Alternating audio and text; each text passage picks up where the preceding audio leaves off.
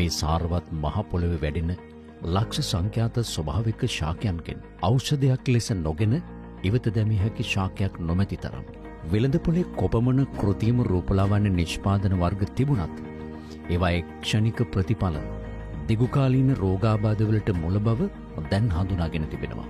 මේ බව ඉතා හොඳින් තේරුම්ගත් රෝසිලෝන් ආයතනය අද වන විට ලාංකේය රුවැතියන්ගේ ප්‍රමුඛ පෙළේ තේරීම බවට පත්ව තිබෙනවා. රෝසිලෝන් රූකේෂා හිසකිස් සත්කාරය අද මෙරට කාන්තාවන් අතර ප්‍රචලිත වන්නට හේතුව කෙස් ගසට අවශ්‍ය නියම පෝෂණ සත්කාරය ඉන් ලැබෙන නිසා බව නොරහසක්.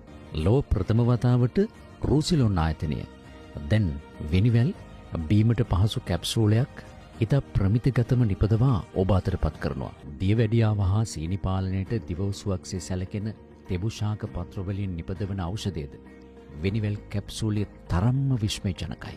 රූපලාවන්‍ය මෙන්ම අනිකුත් ඖෂධ වර්ග 28කට වැඩි ප්‍රමාණයක් නියම දේශීය අමුද්‍රව්‍ය යොදාගෙන කරන නිෂ්පාදන හේතුවෙන්ම ඒ සියල්ල සඳහා ශ්‍රී ලංකා ආයුර්වේද දෙපාර්තමේන්තුවේ අනුමැතිය හා සහතිකය ලැබී තිබෙනවා. ආනාදිමත් කාලයේ ඉඳන් අපේ ආයුර්වේද නිෂ්පාදන රූපලාවන්‍යයට කොහොමද ගල්පන්නේ කියන කාරණාව මත තමයි අපි මේ රූසිලෝන් නිෂ්පාදන වෙළඳපොළට හඳුන්වලා දීලා තියෙන්නේ. අපේ මූලිකම අරමුණ තමයි ආයුර්වේද තියෙන නිෂ්පාදන නවීන තාක්ෂණයත් එක්ක මුසු කරලා වෙළඳපොළට නිකුත් කිරීම.